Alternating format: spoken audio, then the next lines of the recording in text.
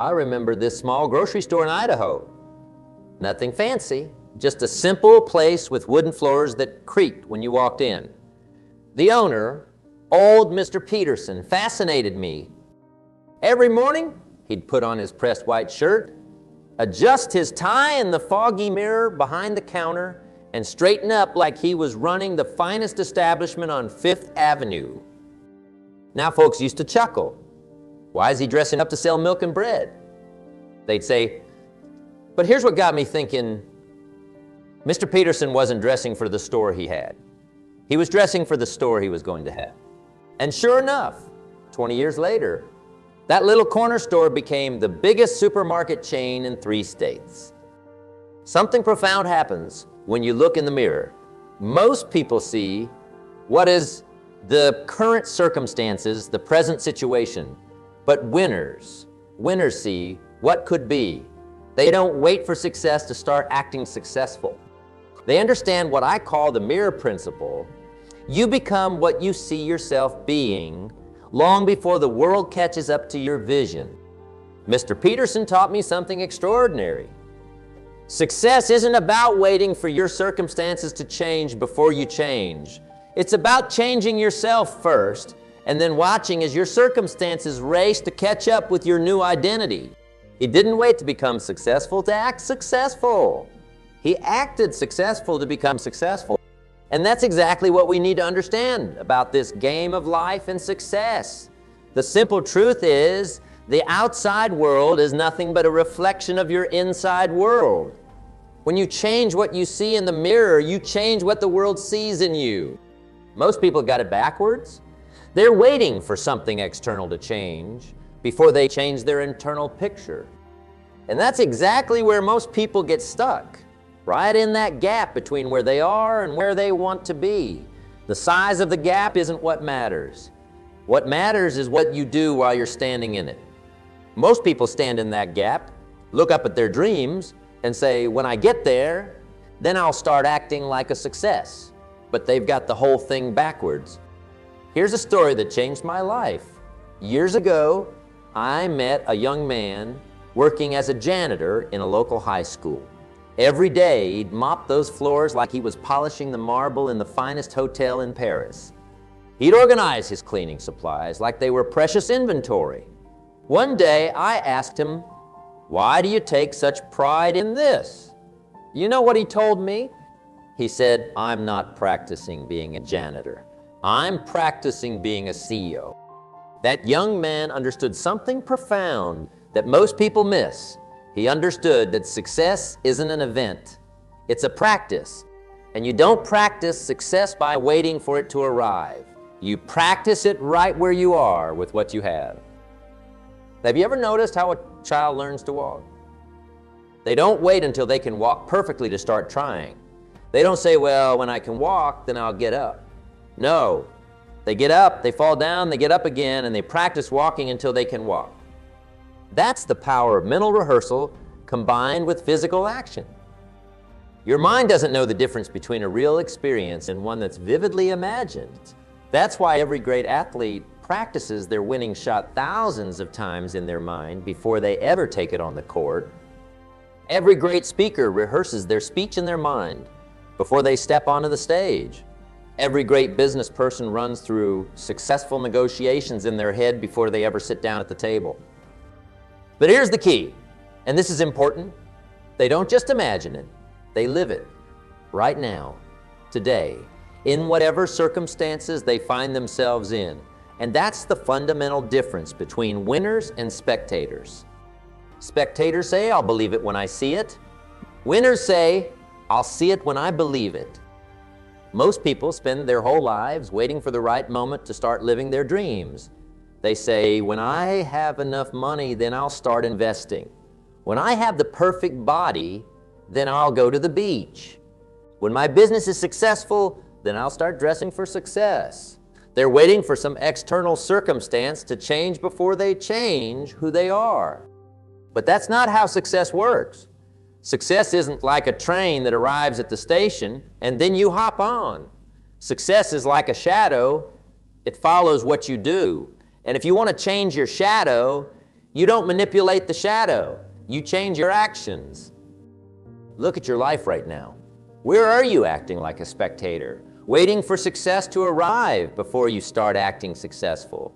Are you waiting to feel confident before you take that bold action? Are you waiting to feel motivated before you start that business? Are you waiting to feel like a winner before you start acting like one? What I've learned after years of studying success, the gap between where you are and where you want to be isn't a waiting room. It's your training ground. It's where you practice being who you want to become. Every day, in every small action, you're either practicing success or practicing failure. There's no in between. And the beautiful thing about this philosophy is that it starts working the moment you start applying it. When you begin acting like a winner, even before you have the external trappings of success, you set in motion a series of events that will inevitably lead to your success. But it all starts with your daily disciplines. You know what fascinates me about success? It's not the big moments that create winners. It's what they do between the big moments. It's those small decisions they make when nobody's watching. Let me share something powerful with you about morning rituals. And believe me, this changed everything I understood about success. Years ago, I spent time with one of the wealthiest men in my state. I expected to learn about sophisticated business strategies, complex investment theories. But you know what he wanted to show me first? His morning routine? He said, if you want to know why I'm successful, don't study my business. Study my first hour of the day. He would wake up at 5 a.m. not because he had to, but because he chose to. The first hour of your morning is like the first dollar of your paycheck, he told me. If you don't tell it where to go, it'll disappear on its own. So he designed his morning like an architect designs a building. He started this routine 20 years before he made his fortune. When he was still struggling, living in a tiny apartment, working 2 jobs, he didn't wait to be successful to start acting successful. He understood something that most people miss. Your habits today shape your future tomorrow. Everything in your life right now is the compound effect of your daily choices. Just like a penny doubled every day for 30 days becomes a fortune, your small daily actions compounded over time become your destiny. The way you walk into a room, the words you choose. The time you wake up, the books you read. These seemingly insignificant choices are actually the foundation stones of your success. I met a young woman once who wanted to become a successful executive. She was working in the mailroom of a large corporation. Every day, she would dress like the CEO she wanted to become. Not expensive clothes, she couldn't afford those yet, but pressed, professional, perfect. Her colleagues would laugh. Who are you trying to impress in the mailroom? But she understood something they didn't. She wasn't dressing for the job she had. She was dressing for the job she was preparing to have. 5 years later, guess who became the youngest division manager in that company's history? The same woman who understood that success leaves clues, and winners pick up those clues in their daily disciplines. Winners think differently. They don't say, I'll do it when I feel like it. They say, I'll do it until I feel like it. They understand that motivation doesn't create action, creates motivation. They don't wait for the mood to strike. They strike the mood with their actions. Your words become your actions become your habits become your character, and your character becomes your destiny. Winners know this. That's why they're intentional about every word they speak, every action they take, every habit they form. When a winner walks into a room, you can feel their presence before they say a word. It's not about being flashy or drawing attention to yourself. It's about carrying yourself with the quiet confidence of someone who knows where they're going. It's about speaking with the clarity of someone who knows what they want. It's about moving with the purpose of someone who knows why they're here. You can't do this alone. Show me your environment, and I'll show you your future. The books on your shelf, the conversations in your circle, the images on your wall. They're all quietly shaping who you're becoming. Winners understand this. They're incredibly selective about their environments and association. I knew a man who was dead broke, but every month he would find a way to have lunch with successful people in his field. He couldn't afford the restaurants they went to, so he would drink water and eat before he came. But he understood. Your environment will either lift you up or pull you down. There is no neutral ground. That's why winners create success environments before they're successful. They surround themselves with books about success before they're successful. They attend seminars and workshops before they can easily afford them. They seek out mentors and role models before they have anything to offer in return. Your daily disciplines aren't just about what you do. They're about who you're becoming while you do them. Every morning when you wake up, you have a choice. You can wake up as who you are, or you can wake up as who you're becoming. Winners choose the latter. They don't wait for success to start acting successful. They understand that success is not a sprint. It's a daily marathon of small, consistent actions. And speaking of consistency, there's something even more important than these daily disciplines. It's what I call the success triangle, and it's the framework that turns these daily actions into inevitable success. Now let me share something that took me years to understand. I call it the success triangle, and once you grasp this, everything else falls into place. It's like finding the master key that unlocks every door to success. Picture a triangle in your mind. At the top point is your mindset. On the bottom left are your actions, and on the bottom right are your results. Most people try to go straight for the results, but that's like trying to build a house starting with the roof. It doesn't work that way. Your mind is like a computer, the most sophisticated computer ever created. But here's the fascinating part. Many people are trying to run success programs on failure software. They're wondering why things aren't working, but they've never upgraded their internal operating system. I remember talking to a farmer once. He told me something profound about harvest time. He said, "You know what's interesting about farming? The size of your harvest is determined long before you ever see the crops.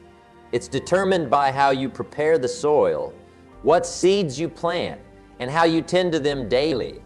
That's exactly how your mindset works. You're planting seeds in your mind every single day, through your thoughts, your words, your associations. Where most people get stuck, they think positive thinking alone will create success. That's like expecting a garden to grow just because you think about vegetables. Your mindset must translate into actions, consistent, purposeful actions. That's the second point of our triangle. I knew a young man who understood this perfectly. He worked at a small diner, but in his mind, he was already a successful restaurant owner. Now, most people would just dream about it, but not him.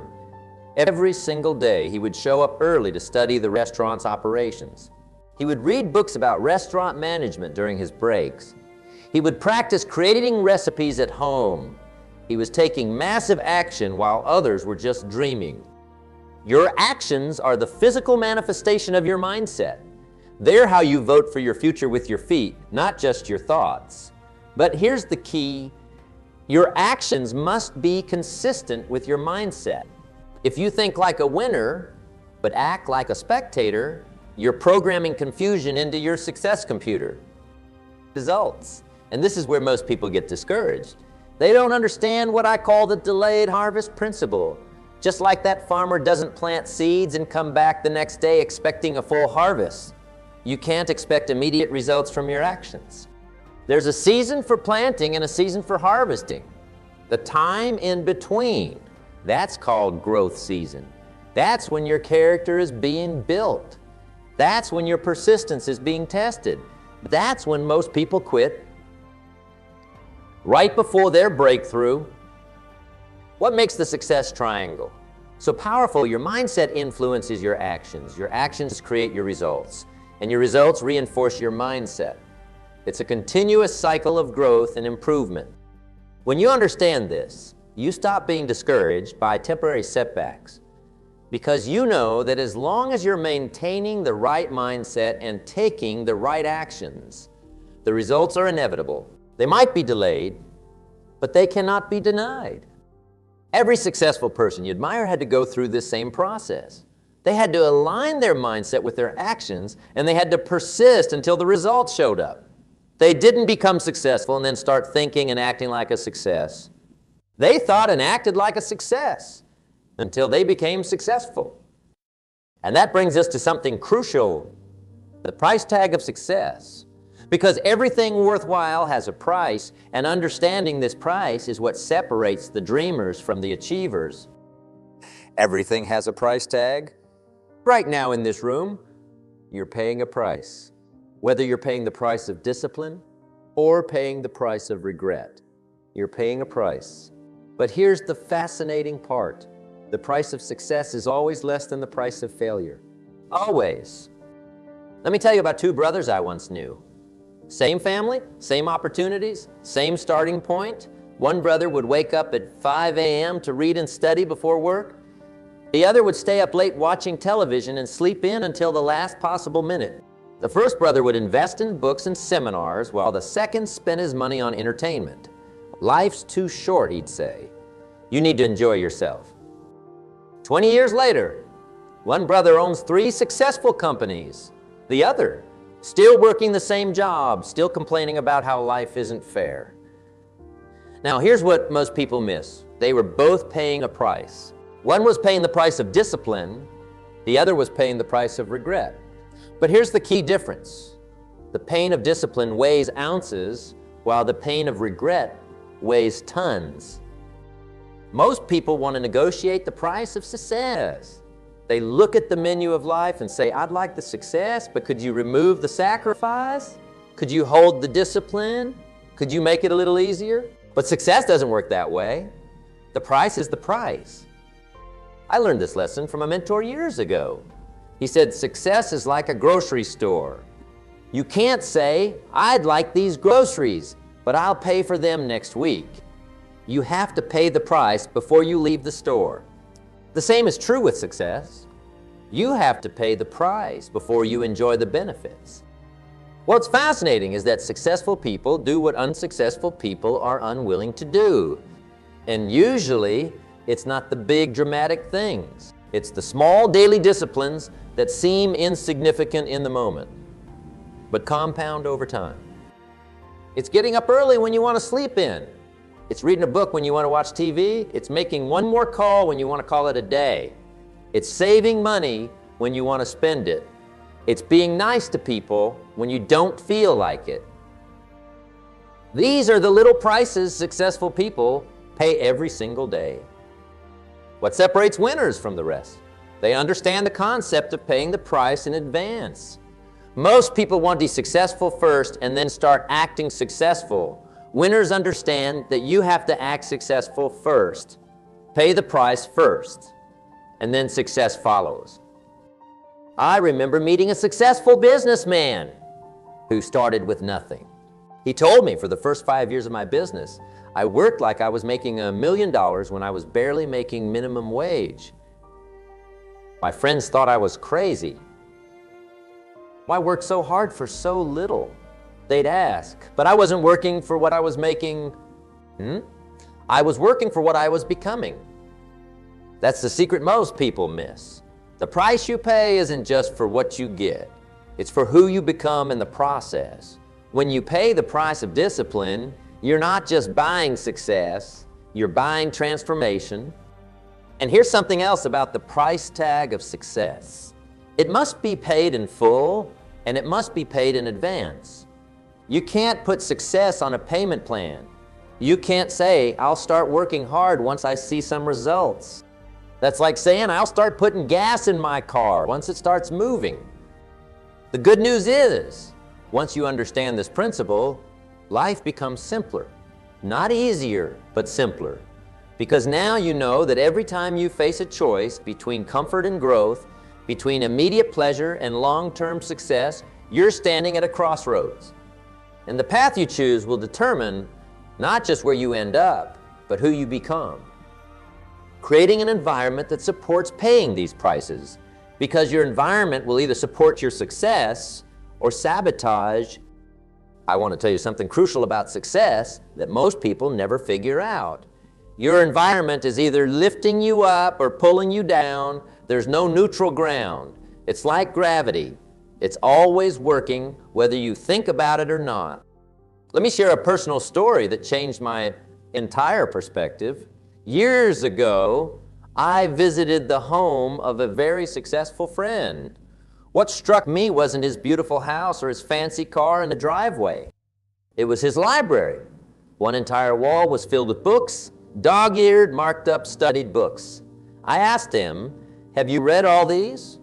He smiled and said something I'll never forget. "These books aren't my library. They're my bank account." Every successful person I've ever met has a success library. Not just a collection of books, but a personal gold mine of knowledge they return to again and again. They understand that one idea, one strategy, one insight can change everything. While others spend their evenings with mindless entertainment, winners are building their success libraries. But here's something even more important than the books you read. It's the people you spend time with. Your associations are like elevators. They'll either take you up or bring you down. Show me your friends and I'll show you your future. It's that simple. I remember meeting a young entrepreneur who made it his mission to never be the smartest person in the room. Every month, he would find ways to spend time with people more successful than him. Sometimes he'd offer to buy them lunch. Sometimes he'd volunteer to help with their projects. Sometimes he'd just ask for 15 minutes of their time. Was it comfortable? No. Was it easy? No. But he understood that your life moves in the direction of your strongest association. Accountability structures, because this is where most people's dreams go to die. They have great intentions, but no one to hold them accountable. It's like trying to lift weights without a spotter. You'll never push yourself to your true potential. I knew a woman who wanted to start a business but kept procrastinating. One day she did something remarkable. She gave her best friend $1,000 and said, "If I haven't taken these specific actions by next month, donate this money to a cause I have." Guess what? She took those actions in 2 weeks. That's the power of accountability. When you create structures that make it more painful to stay the same than to change, you'll change. But perhaps the most powerful element of your success environment is mentorship. You see, success leaves clues. Every successful person is like a living library of what works and what doesn't. Why stumble around in the dark when someone else has already found the light switch? I remember asking a mentor once, "How can I repay you for all this guidance?" His response floored me. He said, "Don't repay me, pass it on. The only way to keep what you've learned is to give it away." That's when I understood that mentorship isn't just about getting help. It's about becoming someone who can help others. The fascinating thing about modeling successful people is that you don't just adopt their strategies. You begin to adopt their thinking patterns. When you spend time with someone who thinks differently about money, about opportunity, about life, it changes you. Their success beliefs become your success beliefs. You don't have to wait for success to start creating this environment. Start building your success library today, even if it's just one book. Start seeking out successful associations today, even if it's just one person. Start creating accountability structures today, even if it's just with one friend. Start finding mentors today, even if it's through books and recordings. Your environment will shape you whether you shape it or not. The only question is, will it shape you by design or by default? Will it lift you up or pull you down? The choice is yours, but you must make it consciously, deliberately today. And speaking of today, let me share with you why this very moment is the most crucial moment in your journey to success. As we're wrapping up our time together, I'm reminded of Mr. Peterson. Remember him, that grocery store owner I told you about at the beginning. But there's something about his story I haven't shared with you yet. Something that brings everything we've talked about full circle. Years after he'd built his supermarket empire, I asked him, "When did you know you would succeed?" His answer wasn't what I expected. He said, "The day I stopped waiting to be successful to act successful." The day I realized that success wasn't something I had to chase. It was something I had to become. And that's really what we've been talking about all along, isn't it? Whether it's the daily disciplines, the success triangle, paying the price in advance, or creating your success environment, it all comes down to one fundamental truth. Success isn't an event, it's an identity. It's not something you pursue, it's someone you become. Look around this room right now. Every single person here has a choice to make. Not tomorrow, not next week, not when the conditions are perfect, but right now. You can either continue waiting for success to make you successful, or you can start acting like the success you intend to become. The human mind can't tell the difference between what's real and what's vividly imagined. When you start acting like a winner, your mind begins to create evidence to support that identity. And this is crucial. You have to start before you see the evidence. You have to become it before you see it. Let me share one final story with you. Last week, I met a young man who'd been through my seminar 5 years ago. He came up to me with tears in his eyes. He said, "I want to show you something." He pulled out an old, worn piece of paper from his wallet. He'd written his goals from that seminar, but what struck me wasn't the goals. It was how he'd signed the paper. Under his goals, he'd signed his name and added CEO after it. At the time, he was a janitor. Today, he's the CEO of his own company. When I asked him what made the difference, he said, "I didn't wait to become a CEO to start thinking like one, acting like one, studying like one. I became one in my mind first, and reality had no choice but to catch up." That's what I'm challenging you to do today. Not tomorrow, not next week, not when you feel ready. Today, start acting like the success you want to become. Dress like it, think like it, speak like it. Move like it, study like it. If you're a salesperson, start acting like the top producer you want to become. If you're an entrepreneur, start acting like the successful business owner you want to become. If you're a student, start acting like the distinguished graduate you want to become.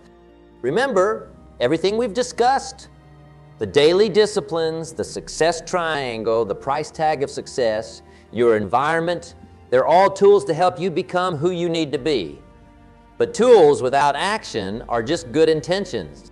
When you leave this room today, do something immediately that demonstrates your commitment to your new identity. Buy that book you've been putting off. Make that call you've been avoiding. Write down those goals you've been thinking about. Join that gym you've been considering. Whatever it is, do it today. Success is never owned. It's only rented, and the rent is due every day. You don't have to be great to start, but you have to start to be great, and the best time to start acting like a winner. It's not when you feel ready. It's not when conditions are perfect. It's not when you have all the resources. The best time to start acting like a winner is right now. Today, this moment. Because in the end, life pays whatever price you ask of it. Ask for a little, you'll get a little. Ask for a lot, you'll get a lot.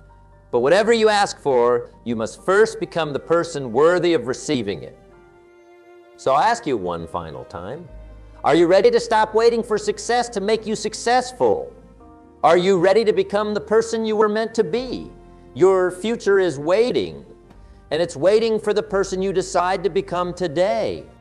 Thank you. And remember, success is not something you pursue. Success is something you attract by the person you become.